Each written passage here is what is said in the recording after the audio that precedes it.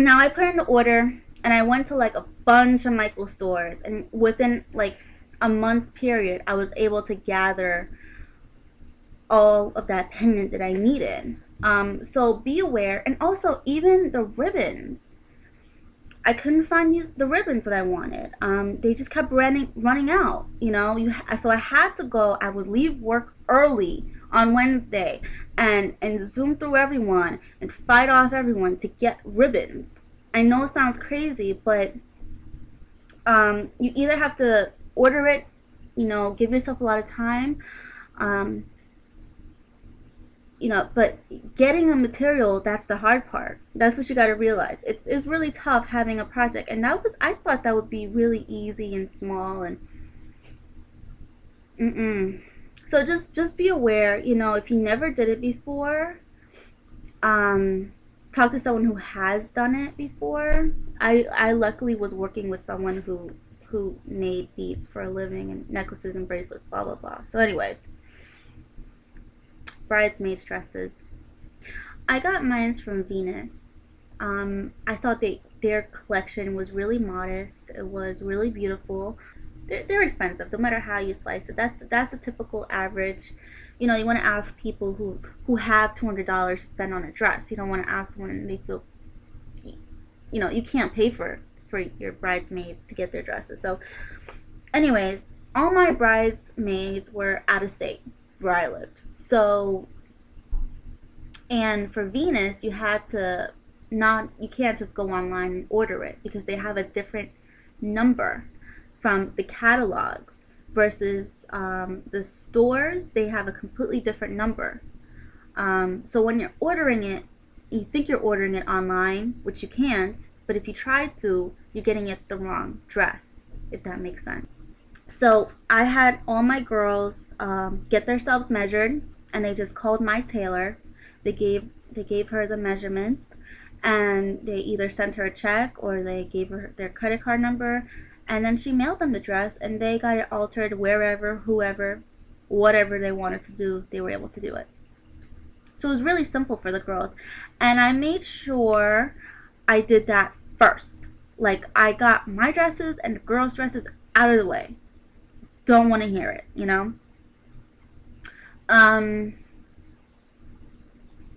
It's a lot, because you want to give them, a month for alterations, and there's always that girl who doesn't have the money, and who wants just that extra month. So give them time.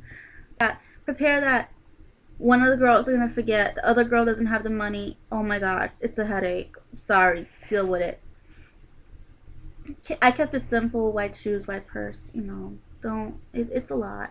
It's a lot. Your dress is already $200, and when you go dress shopping or picking out flowers or all these things, have examples. Like, take pictures, put it on your phone, say these are the flowers I like, these are the flowers I don't like, and explain why. And also pick flowers for your bridesmaids that are in season, like, due to your location and the season, if it's growing locally, it's going to be cheaper. You know what I'm saying? Pick whatever you want for you. You're the bride, Get your $200 bouquet.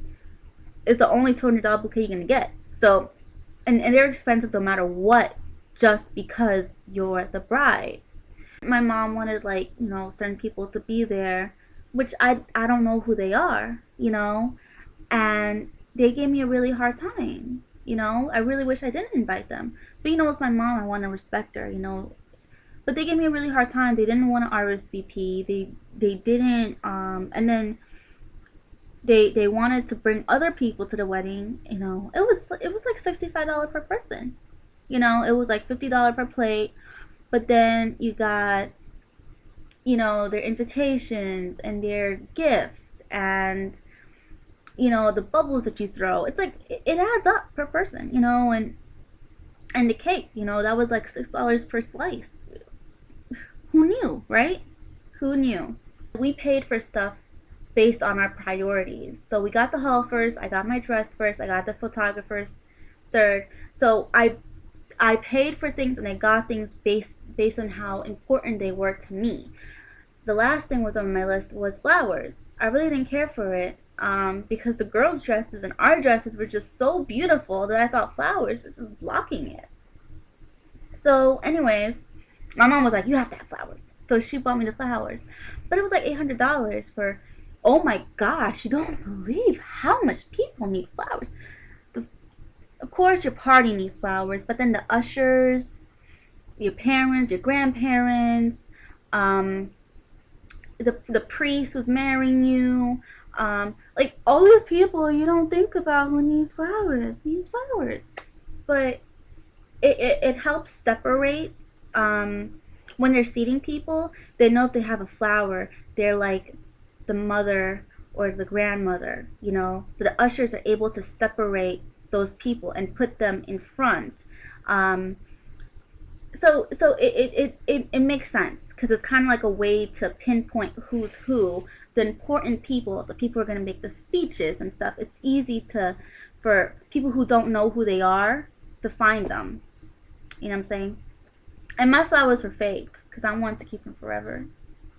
Yeah, they were. They look so real. She put a real string of like 2 orchids, like, you know, on their stems in there, so it blended in. You couldn't tell what was fake or real. So, but you know, just to give it that sense. For photographers, what I did was I sent her a list of photos that I specifically wanted. So on Pinterest, on Google, you know, I had like a list of photos that I had to have no matter what. Like the first photo I wanted was like when you're entering the church, when I'm entering the church from behind. I wanted that picture. That was like the top. So I sent her just 10 photos that I have to have that are pretty much the same thing. You know, I just want to duplicate it for my wedding. And I set it into priority of how much I wanted it. So the first one was the most important. The second was at least the second important. So I did that, and she was able to get most of them, which was really, really good. Me and Tony, we got all our photos and the bridal party photos done before the ceremony. We had our first look. It was great. Suggest you do it because you don't, when you're walking down the aisle, it takes you a minute to click, to focus on your husband. So I got to see him, you know, before the wedding. He got to tell me, "Oh, you look beautiful." I got to tell him, "You look great," you know, all that good stuff. We got to talk a little bit to get the nerves down because it's really overwhelming walking down that aisle, you know. After the church ceremony, I gave my photographer a list of photos and who's gonna be in the photos. That's the most important part. Who's gonna be in just 10 photos that I wanted, but it has specific people, and it was just our intimate family. So I wanted a photo with Tony's mother and her family, Tony's father and his family, because they're not married. Our grandmas. Oh, one with just my mother and us. But I had it specifically spelled out because she doesn't know that you want a picture with your grandmother and his grandmother. You know, I mean, you may want it, and it may seem really obvious, but it's not guaranteed that she's gonna read your mind. That she doesn't, you know, she doesn't know. And sometimes you go through the whole day and you don't have a picture with your mother, you know. So spell it out. You know, it's just like 10 shots that you have to have family photos in the church. And then for the reception, what I did was before everyone got dismissed, I had like a little setup, you know, and then my MC called per table, and per table came. They took a picture with me, and then I greeted them. I said, "Thank you so much for coming," gave them kisses, you know, hung out with them for like, you know, a couple minutes, and then they were dismissed. And then the next table came up, so I had a picture per table standing up, you know, we all looked nice, and that's how I dismissed everyone. So I did get a picture with every single person who stayed